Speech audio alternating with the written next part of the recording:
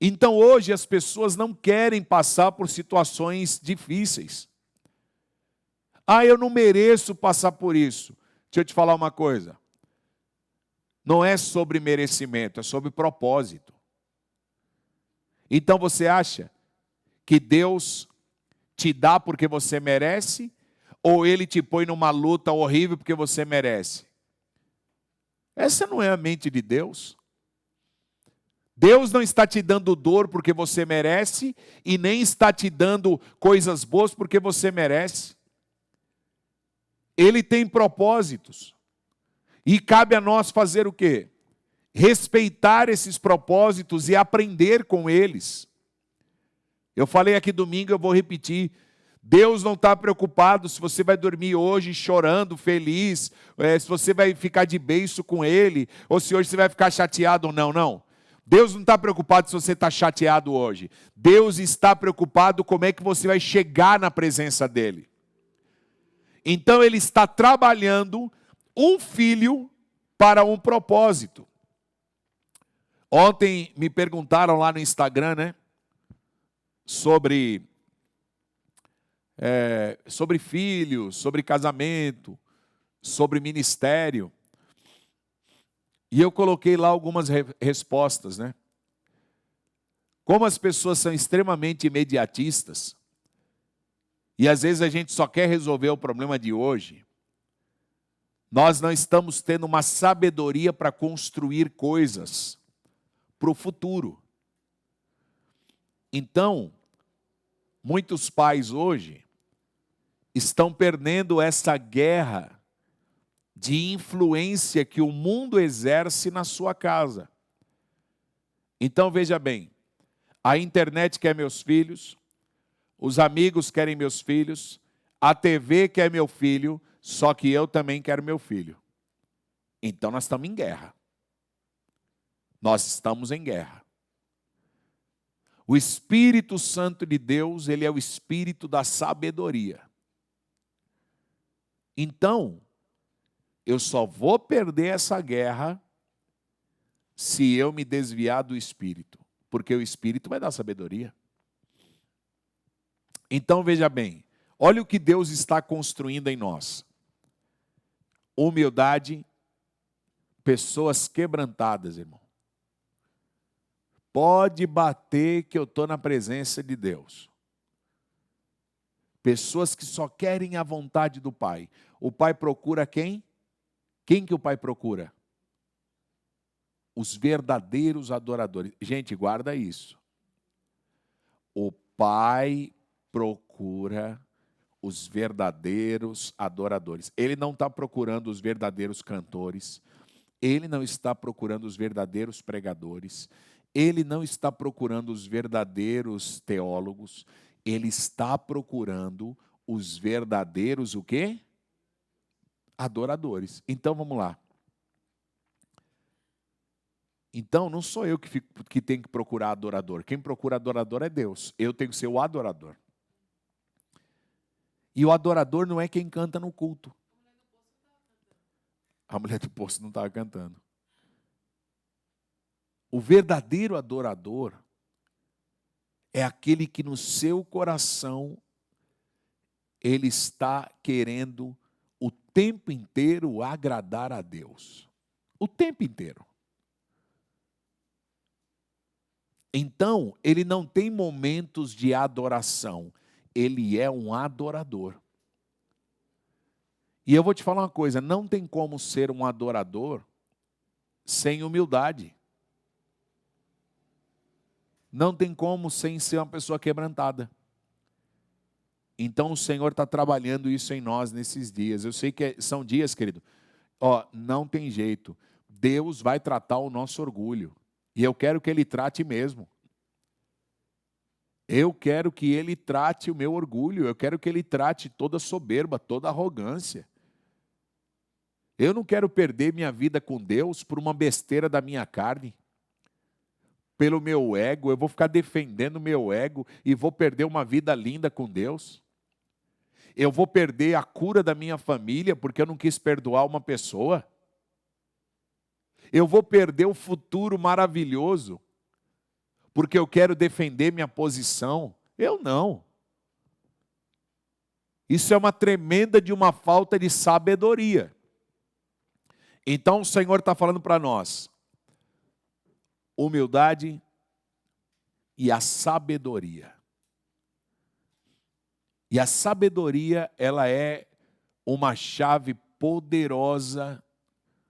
Por quê? Deixa eu ler alguns textos aqui com você. Quer ver? Vamos lá em 1 Crônicas 12. Tá tudo bem a internet aí? O povo está vendo? Tá? Vamos lá, 1 Crônicas 12. Deixa eu ler uns versículos.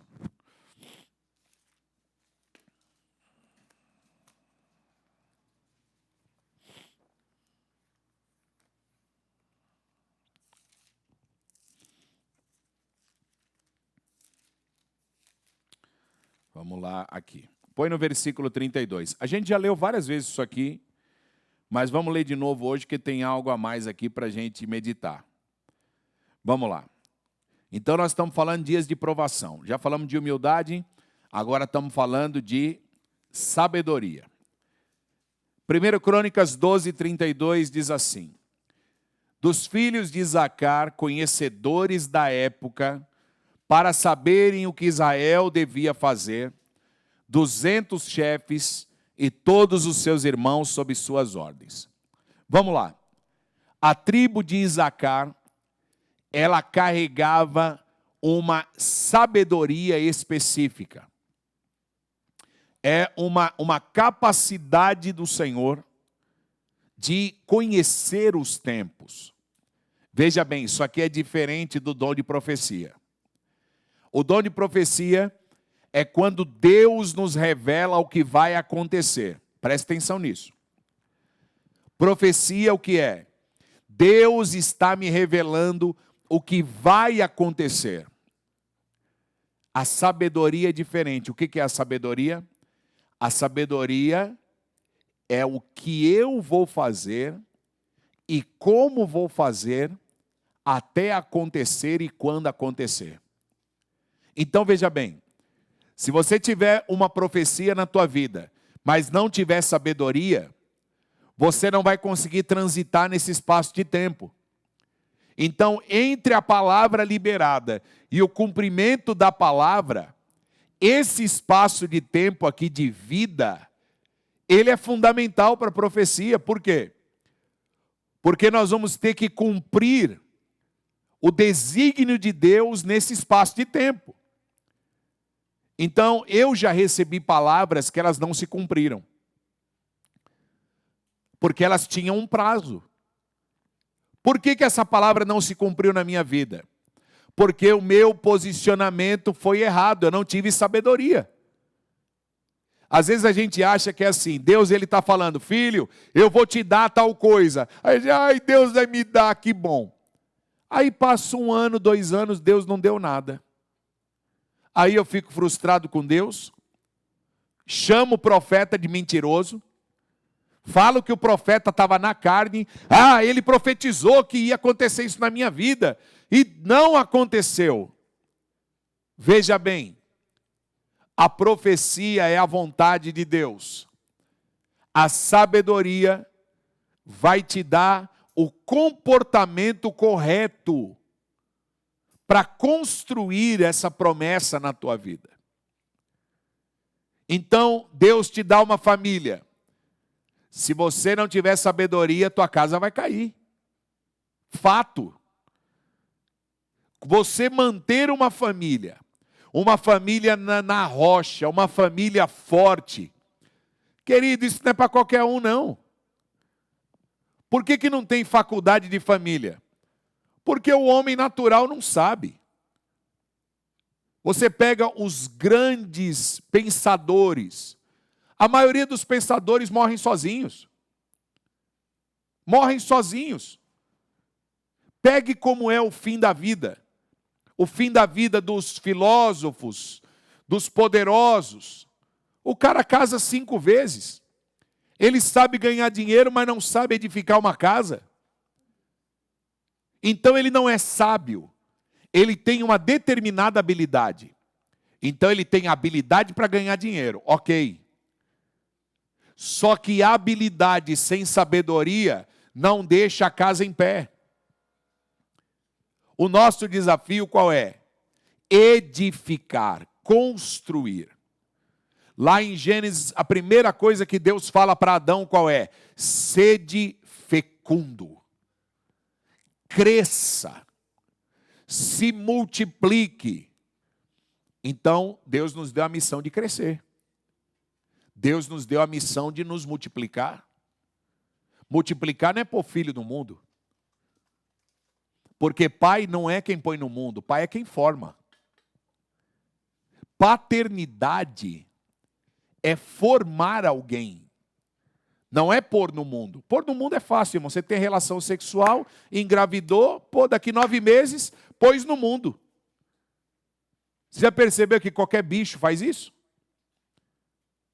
Qualquer animal da natureza procria. Agora Deus nos deu sabedoria, porque nós temos que edificar, nós temos que formar. Então vamos lá, voltando aqui ao texto. Essa tribo aqui de Isacar, eles tinham a sabedoria dos tempos. E o Senhor falou comigo hoje essa palavra. Eu quero dar para vocês, isso aqui agora é profético e eu creio que se você tomar posse vai fazer uma diferença incrível na tua vida. Olha o que o Senhor falou comigo. Eu quero dar para vocês a sabedoria desse tempo. Nós estamos, presta atenção, nós estamos vivendo algo. Tem como aumentar um pouquinho aí, Raul? Porque se ficar na frente eu não... Aumenta um pouquinho.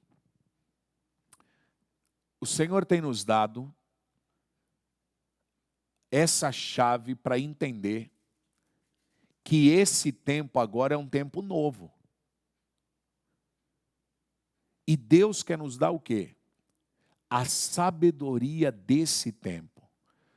Por que algumas situações na nossa vida nós sofremos e não resolvemos ela? Ouça isso.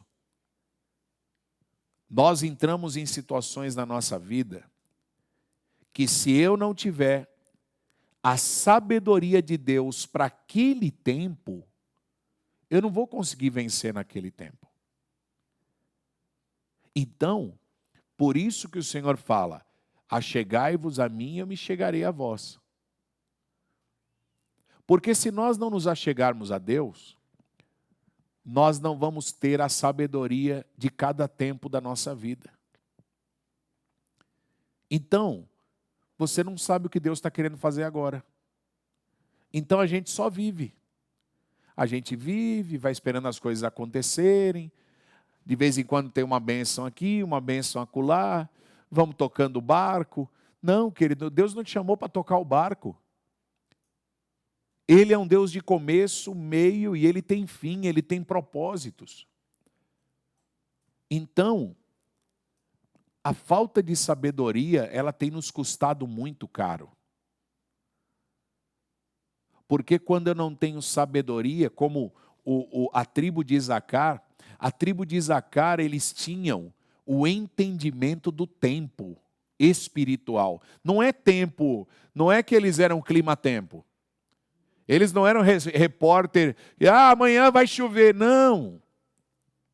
Eles tinham uma sabedoria que eles podiam chegar para o rei e falar, rei, o negócio é o seguinte, Deus está nos fazendo entender que esse período agora vai ser mais difícil, então nós temos que nos preparar.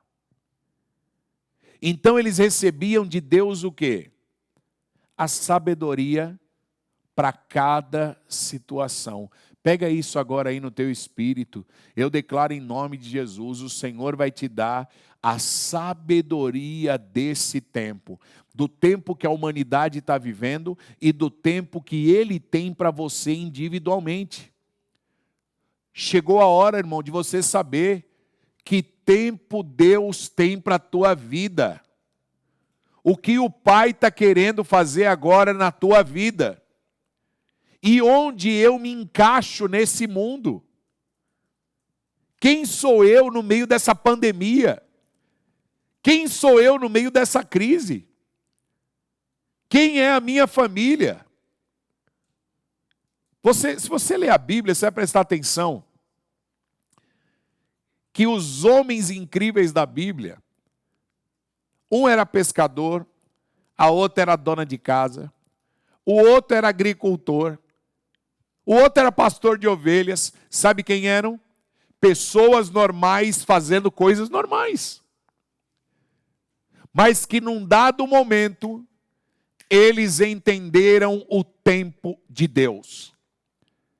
E só entende o tempo quem tem a sabedoria desse tempo. Você quer ver? Eu vou te dar um exemplo para você compreender. O Senhor chega para Noé e fala: Noé, você precisa construir uma arca, porque vai acontecer isso, isso e isso. Então ele recebe o quê? Uma profecia. Agora, qual a referência que ele tinha de arca? Qual a referência que ele tinha? Nenhuma. Eu vou falar uma coisa para você, mas Deus vai nos curar disso. Porque a sabedoria vai nos ensinar. Mas ouça isso que eu vou te falar. Muitas vezes a tua vida está travada, sabe por quê? Porque você está num desafio e não tem referência. Como nunca ninguém fez, nós achamos que nós não podemos fazer. Aí entra o quê? A sabedoria para esse tempo da tua vida. Então, Noé recebe uma missão absurda. A gente vê lá, Missão Impossível, Tom Cruise, 007, James Bond. Cara, esses caras não sabem de nada. Missão Impossível é fazer uma arca sem ter referência de arca. Nunca tinha chovido, mas sabe o que o Espírito Santo colocou dentro de Noé? A sabedoria para viver aquele tempo inédito. Aquele tempo inédito. Gente, isso aqui tem que ferver no nosso coração. O que o Espírito Santo está querendo me dar e está querendo te dar? Você acha que Ele quer te dar fórmulas velhas? Você acha que Deus vai permitir que algum guru do mundo venha te dar uma fórmula, piririm, piririm? Querido, nós estamos em cenários novos. Cenário jamais vivido. Só o Espírito de Deus tem o quê? A sabedoria deste tempo. E a minha oração nesta noite é para que a sabedoria que Ele deu a Noé, e Noé fez algo incrível. Qual a faculdade de engenharia que Noé frequentou? Qual a faculdade que ele frequentou? Quais os vídeos do YouTube que ele assistiu? Quais livros ele leu, gente? Por isso que a gente devia comer a Bíblia e ficar apaixonado pela Bíblia. O incrédulo diria: essa história de Noé, ela é um simbolismo, ela é uma metáfora, né? Que nem o livro de Jó. Vários teólogos dizem que o livro de Jó é uma metáfora, que ele não existiu. Sabe o que é isso? Incrédulo. Ao invés de eu ficar discutindo se é uma metáfora ou se é um livro poético, cara, eu estou aqui, eu acredito porque Deus pode. Deus pode fazer isso. O nosso Deus é grande. Ele pode me ensinar. Quando eu e a Selma, nós tínhamos acabado de fazer 21 anos de idade, e por um mover de Deus assim, Deus colocou a gente para pregar a palavra, nós começamos a pregar, e muita gente começou a ser salva. Eu vou resumir a história. Aí, era tanta gente que tinha lá na célula, a célula cresceu e virou uma igreja. Só que eu não tinha know-how pastoral. Eu não tinha formação nenhuma. Eu tinha um coração, desejo, amava Jesus com todas as minhas forças. Aí eu me lembro que o primeiro culto, lá na igreja, alugou, inaugurou, foi uma festa de inauguração, aí teve o primeiro culto. E no primeiro culto, era um domingo de manhã, eu pensei, a igreja está começando, vai ter pouca gente. Eu até falei, tomara que venha pouca gente.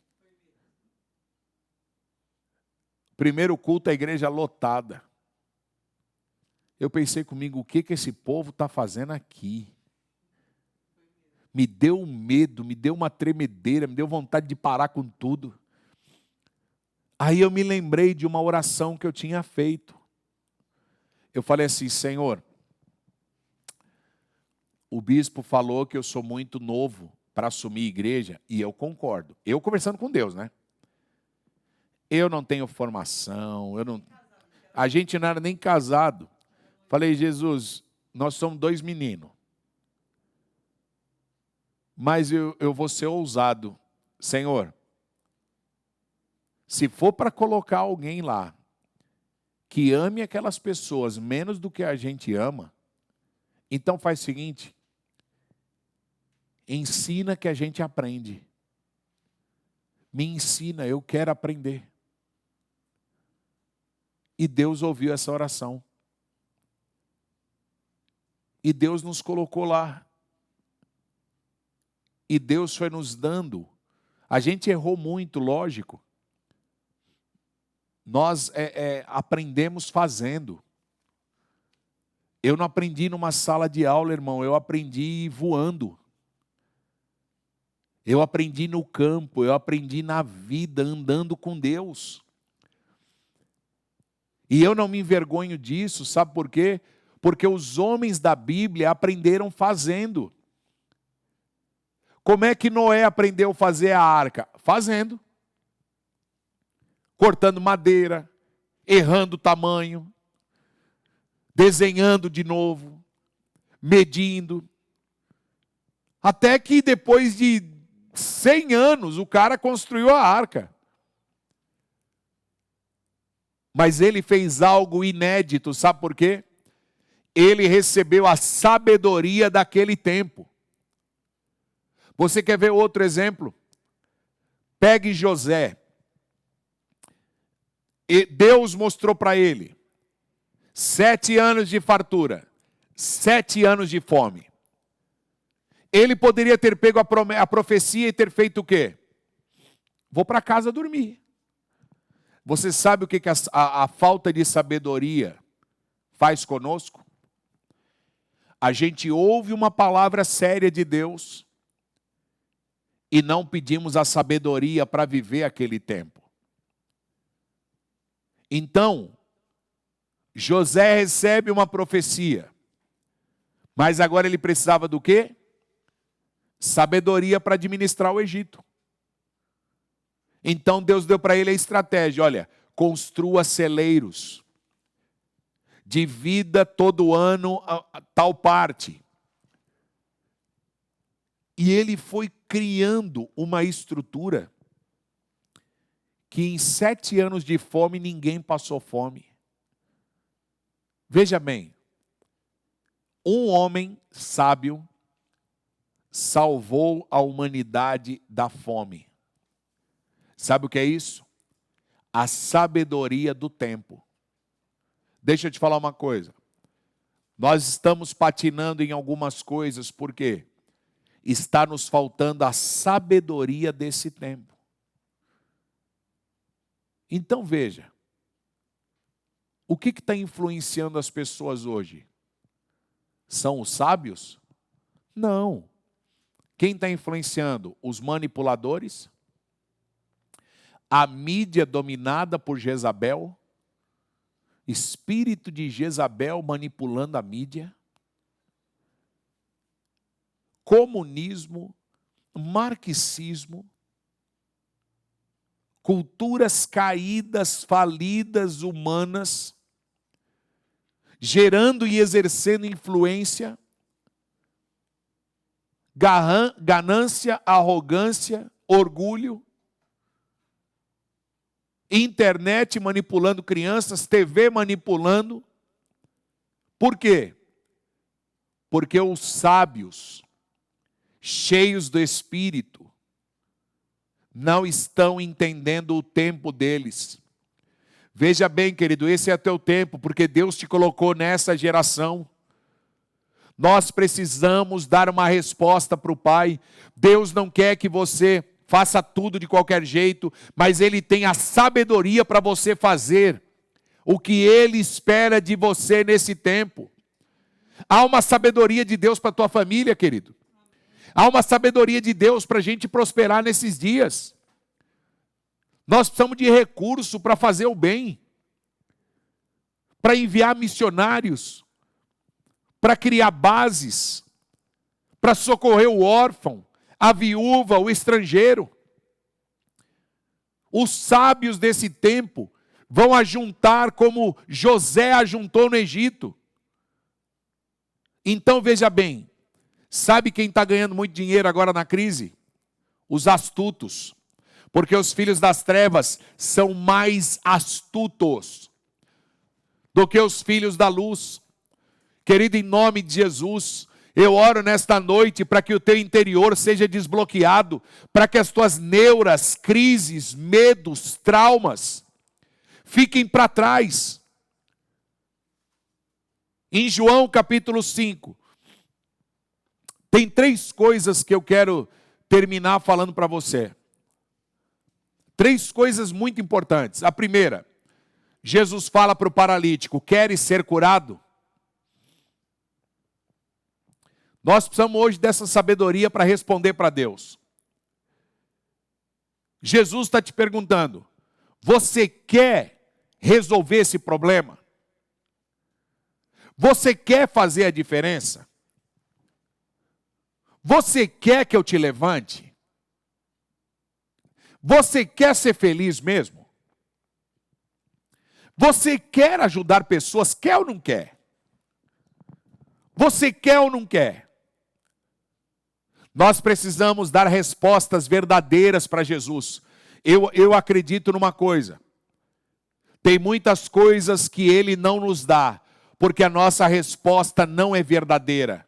É uma resposta religiosa baseada numa mente em costumes religiosos, de apenas dizer amém.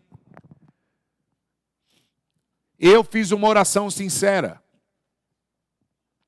e falei: Jesus,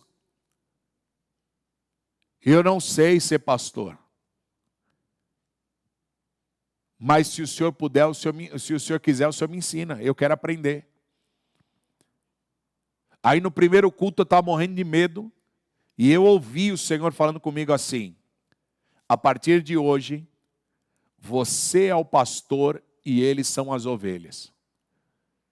Não importa se tem gente mais velha que você, não importa se eles sabem mais do que você, a partir desse momento eu te ungi para isso, vai lá e faz. Mas eu queria. Eu não fiz igual muita gente faz: eis-me aqui, Senhor, me leva, me usa e tal, tal, tal. Mas na hora H, ele não deu uma resposta definitiva para Deus, ele pegou a resposta de volta. Então eu oro para que o Senhor te encha de sabedoria nessa noite, para que você entenda essa pergunta de Jesus. Você quer mesmo ser curado? Porque se você quiser, eu vou te dar sabedoria para você vencer. Então vou repetir. Se você der a resposta certa para Jesus, Ele vai te ensinar. Ele vai ensinar você como é que cura essa família. Ele tem sabedoria. Ai, minha família não tem jeito. Eu quero, isso é mentira do diabo. Me fale alguma coisa na terra que não tem jeito para Deus. Eu não aceito esse tipo de resposta na minha vida. Aqui em casa o pessoal sabe que eu sou chato nisso. Às vezes assim, a gente está conversando: ah não, mas isso aqui não vai dar certo. Eu falo: como é que não vai dar certo? Não, a gente acha um caminho. A gente descobre. Batei, batei e abri-se-vos-á. Oh, como é que não tem cura? Aí sabe o que acontece? A solução vem. Por quê? Porque eu quis ser curado. Eu acreditei que Deus pode me ajudar. Que se Ele me capacitar, eu vou resolver esse problema. Então, olha, nessa noite, sinceramente, você quer ficar trancado de casa, dentro de casa, fugindo da pandemia, ganhando uma ajudinha e um salário básico para sobreviver? Ou você quer ser um José desse tempo? Homem de solução, mulher de solução. Você quer ser um peso para a tua família ou você quer ser uma solução para a tua família?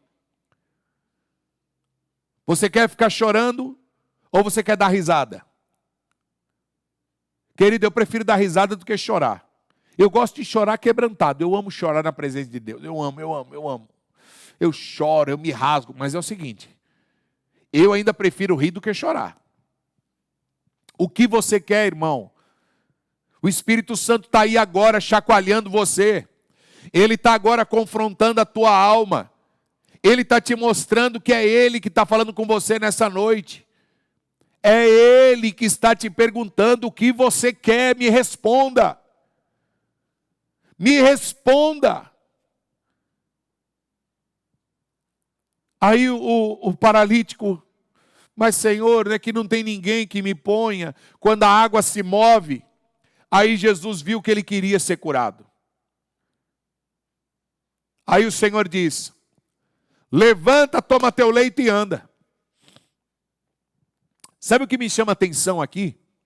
Por que Jesus não falou só levanta e anda? Ele falou: levanta, pega a cama de paralítico, levanta ela, porque você era carregado nela, mas agora você tem autoridade sobre ela. E você não vai deixar uma cama de paralítico para o próximo paralítico, não. O teu legado não será uma cama. O teu legado vai ser a tua cura. Então, querido, eu estou determinado diante de Deus. Senhor, eu quero sabedoria para deixar um legado de cura para minha família. Um legado bom. Daqui 30, 40 anos, não sei se Jesus não voltar antes, que eu acho que ele volta. Mas se tiver uma aula na escola, vão falar da gente, ó, aquele povo lá na época da pandemia. Homens e mulheres se levantaram. Famílias se levantaram. Houve um avivamento nas famílias. Famílias inteiras se arrependendo. Famílias inteiras sendo curadas. Casais sendo restaurados. Jovens sendo fortalecidos, restaurados. Por quê? Porque homens e mulheres decidiram levantar e andar. Tomar o leito e carregar. Agora eu não sou mais carregado, agora eu carrego aqui, eu tenho autoridade. Jesus falou: levanta, toma o leito, leva embora isso daqui. Porque se você deixar esse leito aí, daqui a pouco o diabo te convence a voltar para ele. Você vai querer tua vaga de doente de novo. Querido, eu não quero mais minha vaga de doente. Eu não quero ficar mais na fila dos problemáticos. De alguém que está nessa pandemia. E agora o que vai acontecer? E agora, querido? E agora é que eu vou receber de Deus a revelação desse tempo. O que Ele tem para esse tempo. E você quer ver? Eu vou ler para você João 5. Olha o que aconteceu aqui, ó. Você fala, o bispo desviou a pregação, está falando de uma coisa, agora estou falando de outra. Não estou não, fica tranquilo. Aqui João 5, versículo 14, diz assim: mais tarde Jesus o encontrou no templo e lhe disse: Jesus encontrou o cara que era paralítico lá no templo e falou para ele: olha que já estás curado, não peques mais para que não te suceda coisa pior. Então Jesus foi enfático dizendo o que para ele? Não volta mais para o pecado. Mantenha a tua cura. O homem retirou-se e disse aos judeus que fora Jesus quem o havia curado. E os judeus perseguiam Jesus porque fazia estas coisas no sábado. Aí pegou. Mas ele lhe disse: meu pai trabalha até agora e eu também. Olha que coisa. Quando a gente não entende o tempo de Deus para nós, mesmo que eu tenha uma mentalidade religiosa, eu seja cristão, eu estou bem, eu dou o dízimo, eu vou no culto, eu sou crente. Esses judeus, eles eram ótimos crentes, porque eles guardavam o sábado. Só que Jesus, ao ser confrontado, porque falaram para ele: você não sabe que não pode curar no sábado? Como é que você cura no sábado? Aí sabe qual foi a resposta que Jesus deu? O meu pai trabalha até agora e eu também.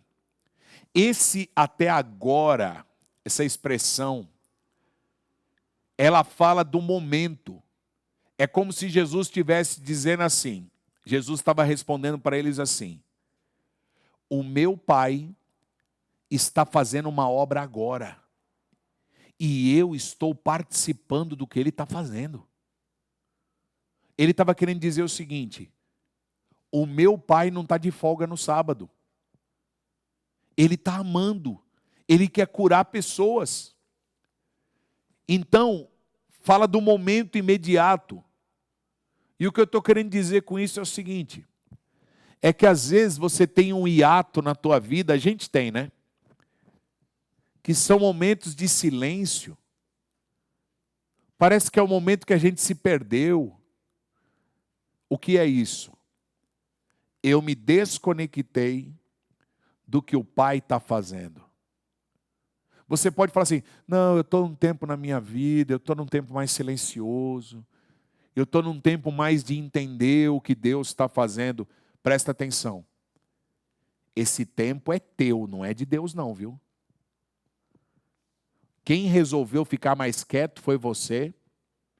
Quem resolveu ficar de canto foi você. Deus não mandou você ficar de canto, sabe por quê? O Pai está fazendo uma obra. Existem milhares. Primeiro que é extremamente antibíblico você achar que Deus vai te dar uma pausa se Ele diz que os campos estão brancos para a colheita. Se nós estamos num cenário de desespero, as pessoas estão esperando a água mexer, as pessoas estão na fila para um benefício, as pessoas estão no hospital esperando a morte chegar, igual aquele povo no tanque de Betesda. E nós como igreja estamos como? Eu estou sentindo o tempo, eu estou querendo saber que tempo. Mas eu estou num tempo. Eu vou te falar uma coisa, irmão. Nós precisamos entender esse tempo de Deus agora. E o tempo, sabe qual é? O meu pai está trabalhando agora e eu tenho que trabalhar com ele. Na obra dele. Não na obra da religião. Eu não estou dizendo. Tanto que nós nem temos, irmão. Tem muita gente que fica me procurando. Bispo, me dá um trabalho. Irmão, o trabalho está aí fora, irmão. Tem muita gente que quer trabalho dentro da igreja, esquece isso. Não é tempo disso. O campo missionário está aí fora. Os campos estão brancos. Tem gente chorando, desesperada. Tem mãe desesperada, tem pai desesperado. Tem gente no hospital desesperado. E o crente de braço cruzado. Hoje é sábado. Hoje não, eu estou no momento da minha vida. Você está no momento errado. Você está entendendo errado e eu preciso te ajudar. Eu estou te ajudando. Eu posso estar exaltado, mas eu estou te ajudando, tá? É que tem umas coisas, irmão, que eu preciso ser enfático para você entender a gravidade e a seriedade. Quando você não tem sabedoria, você estraga o tempo e você não se move com o Pai. Por que Jesus curou aquele paralítico? Porque ele viu o Pai se movendo naquele momento. Que momento é agora, Pai? Cura esse povo. Cura esse povo.